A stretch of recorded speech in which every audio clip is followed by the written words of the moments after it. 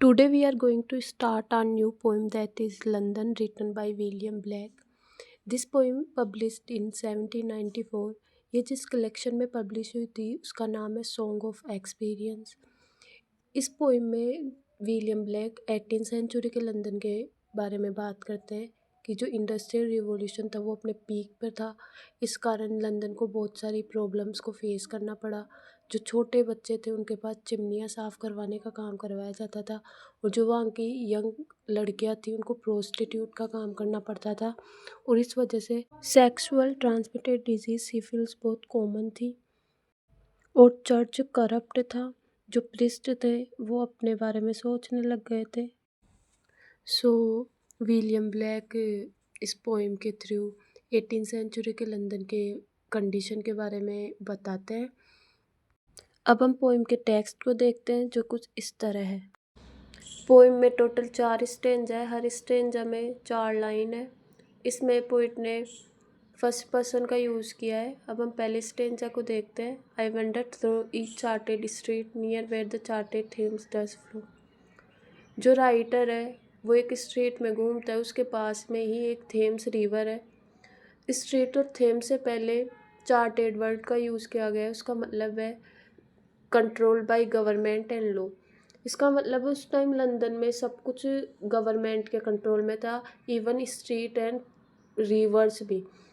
तो इससे हम बोल सकते हैं कि फ्रीडम की बिल्कुल एब्सेंस थी उस टाइम में, फ्रीडम का लॉस हो चुका था इस टाइम में। And mark in every face I meet marks of weakness marks of you.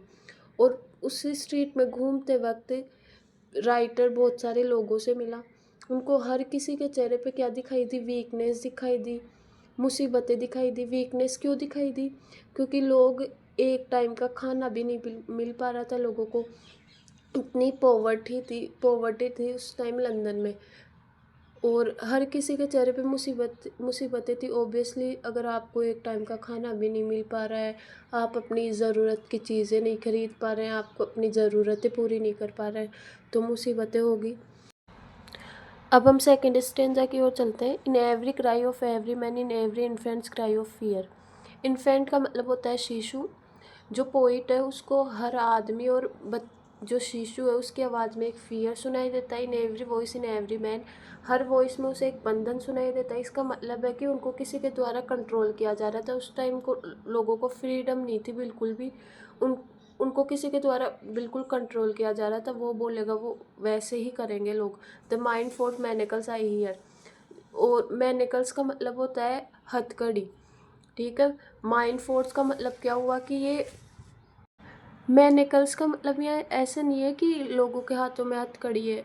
इसका मतलब मेंटली स्लेव है लोग। कि जैसे होता नहीं कि सोसाइटी की अपन से कुछ एक्सपेक्टेशन होती है, उस एक्सपेक्टेशन से हम कुछ बाहर काम कर देते हैं तो सोसाइटी से बाहर निकाल दिया जाता है। तो उस टाइम भी लोग मेंटली मैनिकल्स में बंधे हुए थे। लोग सोसाइटी की जो एक्सपेक्टेशन थी उससे बाहर कुछ काम ही नहीं कर सकते थे, उससे बाहर वो कुछ सोच भी नहीं सकते थे। अब हम थर्ड स्टेंजा की ओर चलते हैं। How the chimney sweepers cry. जो चिमनी स्वीपर्स क्या होती है? पहले लंदन में पहले क्या करवाया जाता था? छोटे बच्चे से चिमनियाँ साफ़ करवाई जाती थी और चिमनियाँ साफ़ करने से उनको बहुत सारी डिजीज़ भी हो जाती थी उस टाइम पे। Every blackening church apples and the helpless soldiers I run in blood down place walls। और जो पोइट होता है वो इन बच्चों के साथ ये हो रहा है कि उनको चिमनियाँ साफ़ करवाने का काम करवाया जा रहा है। ये किसके कारण हो रहा है? चर्च के कारण हो रहा है, क्योंकि चर्च अपनी ड्यूटीज़ भूल चुका है। जो चर्च के जो प्रीस्ट है वो अपने बारे में ही सोचने लगे हैं। जो सोल्जर्स है उनका खून प्लेसेस की दीवारों पे से बह रहा है। मतलब जो गवर्नमेंट है और जो रिच पीपल है उनकी वजह से जो गरीब लोग हैं उनका शोषण हो रहा था उस टाइम, उनका बुरा हो रहा था उस टाइम। जो रिच लोग थे उनका कुछ भी नहीं हो रहा था, लेकिन जो जो कॉमन लोग पीपल थे उनके साथ बहुत बुरा हो रहा था उस टाइम। अब चलिए फोर्थ स्टेंजा को देखते हैं। But most to midnight street I hear how the youthful harlot's curse blast the newborn infants tear and blights with plague you the marriage hearse. Poet बोलता है कि midnight को street में से उसको एक आवाज़ सुनाई देती है। वो आवाज़ है यूथफुल हेयर लॉर्ड्स की जो कर्स दे रही है, जो उसकी उनके न्यूबॉर्न बेबीज़ है उनको। उस टाइम में वहाँ की जो लड़कियाँ थी, वहाँ की जो लड़कियाँ थी उनको प्रोस्टिट्यूट का काम करना पड़ता था अपने लाइवलीहुड के लिए। अब आप सोच सकते हैं उस टाइम लंदन की कंडीशन क्या थी, और उनको अनवांटेड बच्चे पैदा हो जाते थे, और वो बच्चों की ज़िंदगी पहले से ही मुसीबतों से भरी हुई थी। मतलब वो ऐसे समाज में पैदा हो रहे हैं जहाँ पे पाप ही पाप है। और हर्ष का मतलब है यहाँ पे मौत की गाड़ी।